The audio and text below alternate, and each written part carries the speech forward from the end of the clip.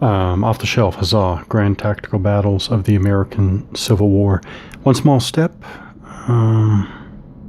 Let's see. Game design, Richard Dengel. I hope I'm pronouncing that correctly. Production, John Compton.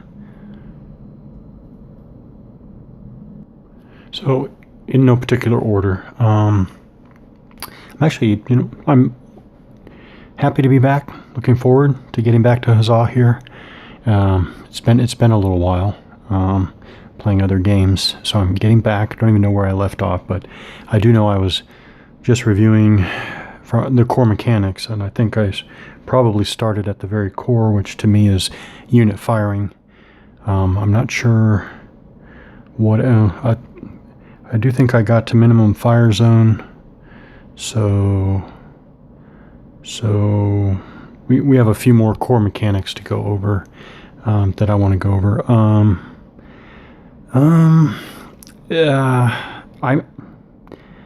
I have to say I'm not really getting the game yet, but I am really what do I want? What am I looking at? I would really like a game pre-20th century at a lower than usual or typical scale, and this definitely fits that.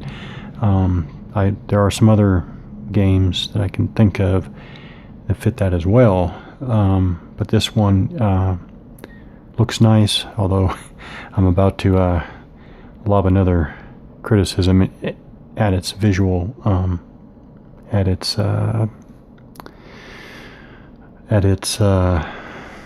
it appearance? No, art design, I guess. But yeah, I want to get a game like this. So I do hope that I get through the rough patches that I feel like I'm hitting. Okay. Art direction. So I was reading about this game on Consum World forums the other day, and I opened up some pictures of some games in progress. So still pictures of this game in progress. And boy, in the pictures anyways, it was in the pictures it looked pretty bad.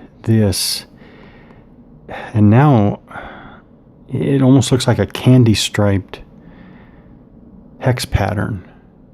Now I will admit it was very prominent in those pictures that I looked at, that I saw.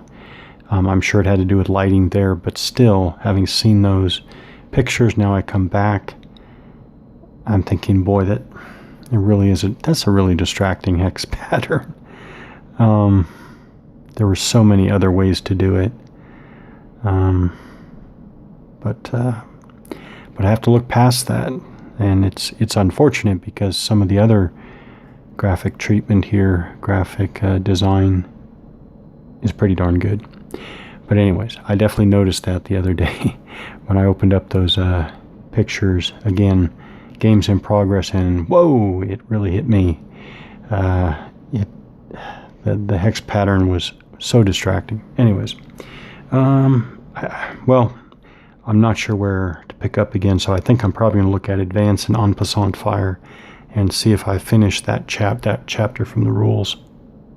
Okay, I seem to recall covering some of this, but it doesn't matter. I am going to start all over with Advance and En Passant Fire. Fire that occurs during an enemy action or cavalry segment is known as Advance Fire or En Passant Fire. And I guess it's one for each. I guess it's advance fire during an action segment and enemy action segment. So basically it's like, I mean, is this opportunity fire? I'm not sure. That kind of sounds like it at the beginning, but I'm not sure. And then in the enemy cavalry segment, it's En Passant Fire. Why the different terminal? Okay, well, if they're given different terms, and I'll assume that they're clearly and distinctly executed differently. Unless it's just meant for period flare, which actually I don't have a big issue with. I'm thinking of La Bataille there. All right, the minimum fire zone. In all unrouted units have an MFZ, minimum fire zone, of 1 or 2 hexes, depending upon their state of disorganization and line of sight. Okay, this is, I guess, important. Again, players should note the difference between a fire zone and a minimum fire zone. A fire zone extends out a unit's front to its maximum range. A minimum fire zone extends out a unit's front into selective, I still don't think it's selective, into particular hexes. Movement into a unit's MFC will usually trigger fire from that unit, which again makes me think, isn't that, it's like a reaction fire zone, right? Routed units do not have an MFC. That makes sense. Disrupted units and units on a non-elevation hex have an MFZ of 1 hex. Okay, so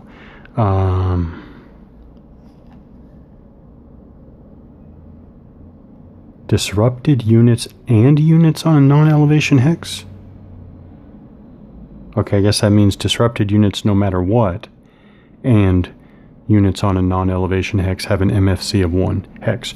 Okay, again, disrupted. I think that's route disrupted. Route disrupted. Okay, so I think let's grab cavalry unit. Not cavalry, Confederate unit. All right, here's a Confederate unit.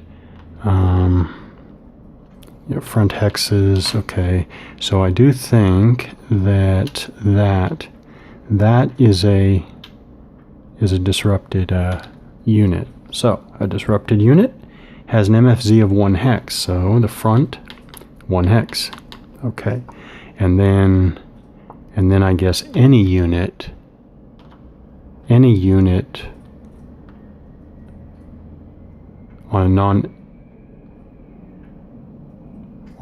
on a non-elevation hex has an MFZ of 1 hex. Okay, so I guess the distinction would be, okay, so and then we have infantry and cavalry on an elevation. So here's an elevation here.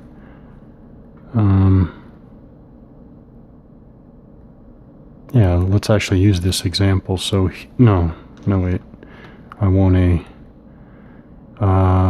like that. Okay.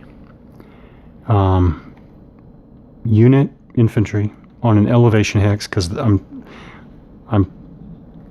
drawing attention to that brown shading that goes on the outside. So it's on it. That's an elevated hex. So infantry and cavalry on an elevation have an MFC of 2 hexes if they are sighting into non-elevation hexes and less disrupted. Oh, whoops. All right, get this right. I'll go like that.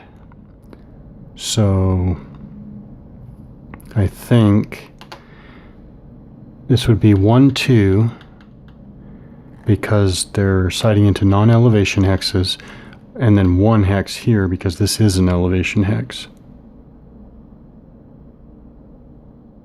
That's funny. What do you do about hexes beyond? Is it implied?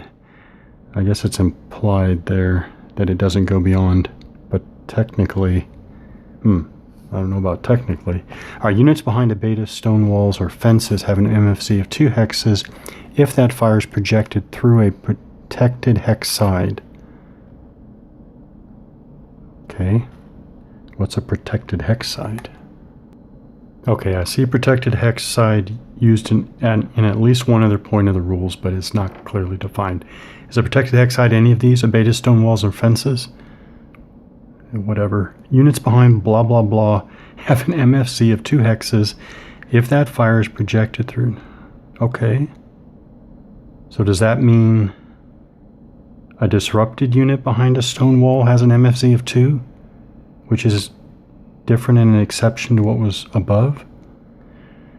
Artillery has an MFZ of 2 subject to its line of sight, state of organization, and placement of an advanced fire marker. A unit's MFZ is never greater than the closest undisrupted, unrouted enemy unit. A unit whose MFC is normally 2 hexes and that has an undisrupted enemy unit adjacent to it has an MFC of 1 hex. Seems like a lot of words for what isn't actually very complicated. All right, so here it's on an elevation. Yeah, it's on an elevation. You have an enemy unit 2 hexes away, which should be within the MFZ, but you have one here. That means the MFZ is 1. Is that just saying you can't fire past an adjacent unit to 2 hexes away? I think so. An MFZ extends into but never through woods or marsh hexes unless such hexes are below, okay, both the target and firing unit. Okay, that makes sense. An MFZ never extends into a hex to which a unit cannot see. Okay, line of sight, refer to line of sight. The results of advance or en passant fire take effect immediately against a unit. All units that had declared fire against an enemy unit may fire at it even if the first fire caused it to rout. Apply fire effects sequentially. If a fire caused a target to disrupt, apply all following fire against that target in its disrupted status. Similarly, if fire causes a unit to rout, keep the unit in place until resolving all additional fire against it. Apply all fire against that target in its routed status. Okay. Okay. All right, now we have firing at advancing units, called advance fire. Advance fire is resolved as soon as an enemy unit or stack enters. A unit or stack enters a hex in a friendly MFZ. A friendly unit may advance fire each time an enemy unit enters a hex in its MFZ. Okay, so we'll move this unit away. So we have a unit here. So when it moves here, it should, oh, it's on an elevation there too. So it comes off the elevation down to a non-elevated hex. It's now within the MFZ of this unit, which is on an elevated hex. All units that will fire at an advancing unit must be declared as soon as they are eligible for that advance fire. A player cannot wait to see the effects of his advance fire before declaring that other units will also advance fire at a given unit. This declaration is made for each hex a unit advances in an enemy MFZ. A unit that declines to advance fire at a unit in one hex does not forfeit the privilege to fire at that same unit if it moves into a different and closer hex. So if the, there's friendly fire. Alright, so if the Confederate unit there, the Confederate side, declines to conduct advance fire in this hex and the Union unit moves there, it then can still use advance fire in this hex. A unit may execute advance fire as many times as it is eligible in a segment. It may advance fire at more than one unit or stack in a segment, including units that enter a hex whose occupying units had already been subject to advance fire. That enter a hex whose... Okay. So it's here. Oops. Oh wait. Let me do close. So let's say the Confederates conducted advance fire on this unit here, and then the Union side moves this unit in there. It may advance fire, including units that enter a hex whose occupying units, that one, had already been subject to advance fire. Okay. Units retreating or moving laterally through an MFZ. Okay, so moving laterally through an MFZ may not be subject to advance fire. Units must be advancing, that is, be moving closer to some enemy unit to be subject to advance fire. That's interesting. So are they saying that, so this unit can move right across? Units must be advancing to be subject to advanced fire. Changing the facing alone of a unit will not trigger advanced fire. The advanced fire and normal fire procedures are identical. The firing unit receives a +1 advanced fire line modification on the combat table. Okay. A unit entering a friendly occupied hex that suffers an O hit from advanced fire always suffers that casualty regardless of the other losses in the hex. This is an exception to apportioning losses. For density purposes, count all units in the hex, not just the moving one. So that unit's there, and another unit moves into the same hex. Then the Confederates conduct advanced fire against that mover. Density is for both units together in that hex. I'm going to go ahead and use this opportunity to go through a fire routine. Replace that with a 2 strength Confederate unit. And so this unit moves into the MFZ of the Confederate unit. As a matter of fact, let's say that the Confederate unit declines, and then the Unions move one more. So this is going to be adjacent fire, and this is advanced fire. Okay, so going over here, range is obviously one hex. So I'm going to get the range factor, or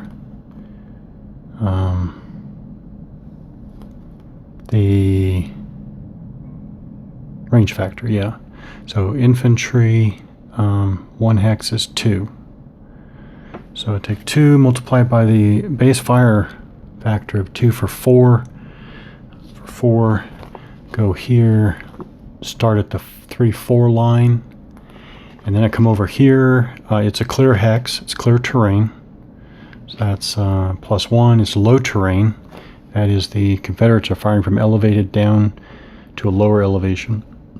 And the Union target there, so that's +2. And then a +3 is for the target, advance, pre-assault. Target executing in advance or assault. Yeah.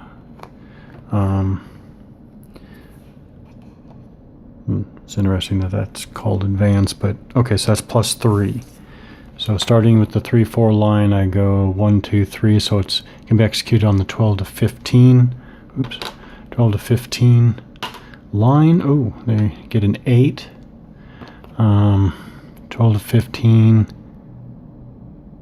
Oh, you want low. Whoops. Okay, so that would actually be no effect. Okay, I forgot. You want low. Huh. That could have,